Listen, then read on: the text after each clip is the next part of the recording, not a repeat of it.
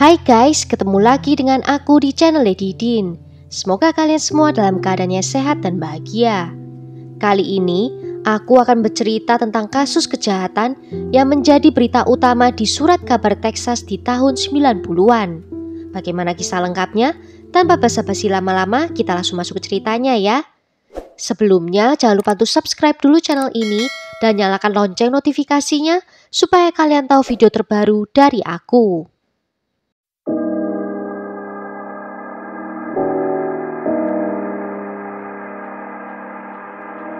Five years later, I heard just as bad as I did the day she died, or the day they found her over there.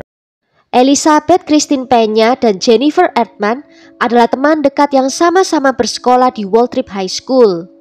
Elizabeth lahir pada tanggal 21 Juni 1977, sedangkan Jennifer lahir pada tanggal 15 Agustus 1978. Masing-masing orang tua menyetujui persahabatan mereka, bahkan ayah Elizabeth melihat Jennifer sebagai gadis sederhana yang membawa pengaruh positif untuk putrinya.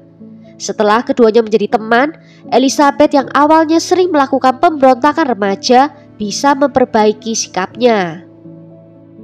Pada tanggal 24 Juni 1993, di sore hari, ayah Jennifer yang bernama Randy mengantar putrinya ke rumah Elizabeth. Dan di pukul 8 malam, Ibu Elizabeth mengantarkan kedua gadis itu ke rumah teman mereka yang bernama Gina S. Camilla yang tinggal di apartemen Spring Hill. Gina sedang mengadakan pesta dan dia mengundang teman-teman sekolahnya. Saat berpamitan, Elizabeth berjanji kepada ibunya kalau dia dan Jennifer akan pulang pada pukul 11:30 malam, yaitu sebelum jam malamnya. Ketika Elizabeth menyadari bahwa mereka akan pulang terlambat, mereka memutuskan untuk meninggalkan pesta terlebih dahulu agar bisa sampai rumah sebelum jam malam. Kedua gadis itu memutuskan untuk mengambil jalan pintas yang lebih cepat 10 menit dibandingkan jalan biasanya.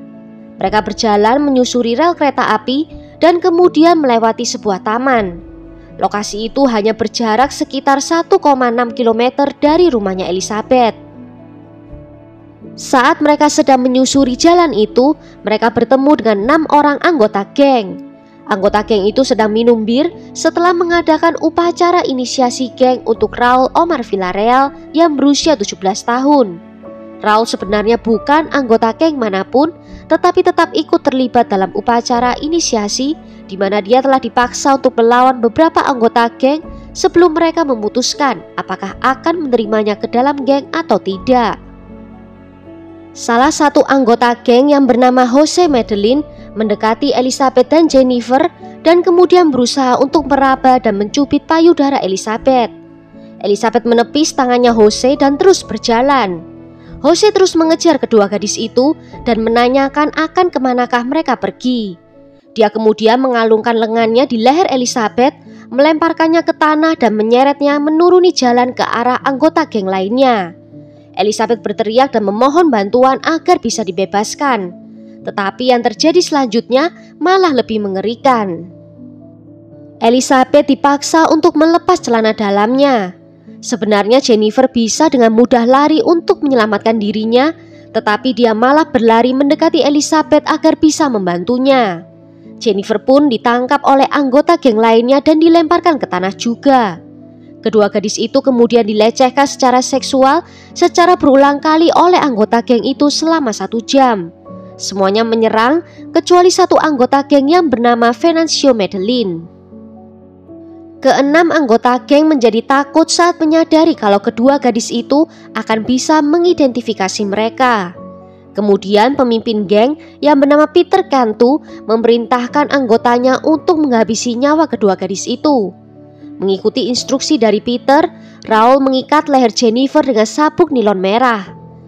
Saking kuatnya ikatan itu sampai mengakibatkan talinya putus.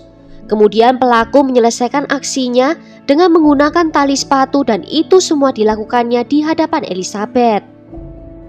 Elizabeth dipaksa untuk menyaksikan kematian temannya saat anggota geng lainnya mulai mengikat lehernya juga. Pada awalnya Elizabeth berusaha untuk menenangkan pelaku sambil menangis putus asa.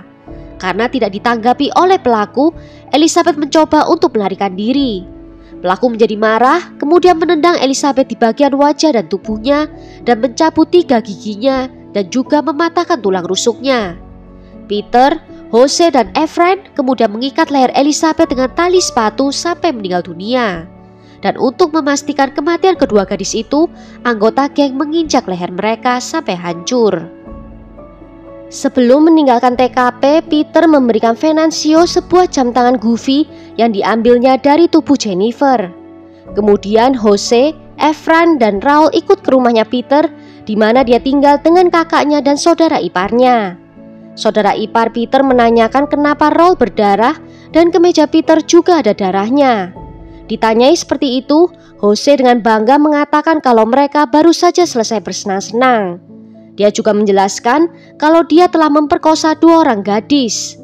Kemudian Peter kembali ke TKP dan mencuri barang-barang berharga milik dari kedua korban. Jose mendapatkan cincin dengan inisial E sehingga dia bisa memberikan kepada pacarnya yang bernama Esther. Setelah komplotan itu meninggalkan rumah, saudara ipar Peter meyakinkan suaminya untuk melaporkan kejahatan itu kepada polisi. Saat kedua gadis itu tidak pulang juga setelah melewati jam malam mereka, kedua orang tua mulai merasa khawatir. Dan mereka mulai melakukan pencarian dengan dibantu oleh komunitas di kota itu. Tetapi Elizabeth dan Jennifer tidak dapat ditemukan dimanapun. Kemudian pada tanggal 28 Juni 1993, 4 hari setelah pembunuhan, tubuh kedua gadis ditemukan di Chester Park. Ayah dari Jennifer sampai harus dihadang oleh banyak orang karena dia menjadi histeris saat mengetahui kematian putrinya. Di kemudian hari juga diketahui kalau salah satu pelaku yang bernama Derek O'Brien bersama dengan adiknya ikut menonton saat tubuh kedua gadis itu ditemukan. Saat itu sedang musim panas sehingga tubuh kedua korban mengalami pembusukan yang parah. Diperlukan memeriksa catatan gigi untuk bisa mengidentifikasi. Pemeriksa medis membenarkan bahwa penyebab kematian adalah pencekikan. Dan berkat mengikuti informasi yang diterima polisi dari Joe Cantu, kakak dari Peter, polisi dapat menemukan tubuh dari korban. Juga semua orang yang diyakini bertanggung jawab berhasil ditangkap. Dalam persidangan, masing-masing anggota geng menjabarkan peranan mereka dalam kejadian itu. Mereka juga menceritakan saat ditangkap, Elizabeth sempat mendorong Jennifer menjauh agar dia bisa melarikan diri. Namun anggota geng itu memaksa Elizabeth untuk memohon sambil menangis ke Jennifer agar dia mau datang untuk menyelamatkannya. Dengan mengatakan kalau Jennifer mendatangi mereka, kedua gadis itu akan dibebaskan. Peter Cantu, Jose Medellin, Derek O'Brien, Efrain Perez, dan Raul Villarreal menerima hukuman mati. Sedangkan Venancio Medellin, adik dari Jose yang berusia 14 tahun saat peristiwa itu, menerima hukuman 40 tahun di penjara. Ketika Mahkamah Agung Amerika Serikat melarang eksekusi pelaku kejahatan yang di bawah usia 18 tahun, hukuman Efrain dan Raul secara otomatis diringankan menjadi hukuman penjara seumur hidup. Efrain akan memenuhi syarat untuk pembebasan bersyarat pada tanggal 10 Oktober 2029. Sementara Raul akan memenuhi syarat pembebasan bersyaratnya pada tanggal 20 September 2029. Dalam persidangan itu juga diketahui kalau Peter, Derek, dan Jose pernah terlibat dalam kematian seorang wanita berusia 27 tahun bernama Patricia Lopez yang terjadi pada tanggal 4 Januari 1993. Namun tidak ada satupun dari mereka yang didakwa atas pembunuhan itu. Derek O'Brien adalah orang pertama yang dieksekusi pada tanggal 11 Juli 2006. Sebelum dieksekusi, Derek menyatakan penyesalannya atas tindakannya kepada keluarga Elizabeth dan Jennifer. Dia kemudian juga meminta maaf kepada keluarganya sendiri sebelum dia dieksekusi dengan suntikan mematikan. Menanggapi tuduhan dari pendukung anti hukuman mati dengan mengatakan kalau hukuman mati adalah hukuman yang kejam, ayah Elizabeth menjawab bahwa kematian Derek terjadi dengan damai, hanya sekitar 20 detik saja sejak disuntik. Lanjutnya dia mengatakan kalau dia berharap kalau kematian putrinya bisa semudah itu juga. Sedangkan Jose mengajukan banding atas eksekusinya dengan mengatakan bahwa dia telah memberitahu petugas polisi kalau dia adalah warga negara Meksiko. Namun jaksa mengatakan bahwa Jose tidak pernah memberitahu pihak berwenang tentang hal itu. Jose mengajukan banding pada tahun 1998, namun bandingnya itu gagal. Eksekusi Jose menjadi kontroversi internasional karena negara tidak mengizinkan Jose untuk bertemu dengan pejabat konselor Meksiko. Eksekusinya tertunda dan baru dilakukan pada tanggal 5 Agustus 2008 setelah banding terakhirnya ditolak oleh Mahkamah Agung. Dan pelaku terakhir yang bernama Peter Cantu dieksekusi pada tanggal 17 Agustus 2010. Suntikan mematikan dilakukan pada pukul 18:09 dan pada pukul 18:17 Peter dinyatakan meninggal dunia. Berita terakhir, Dewan Pembebasan Bersyarat Texas menolak pembebasan bersyarat untuk Venancio Medellin pada tahun 2020.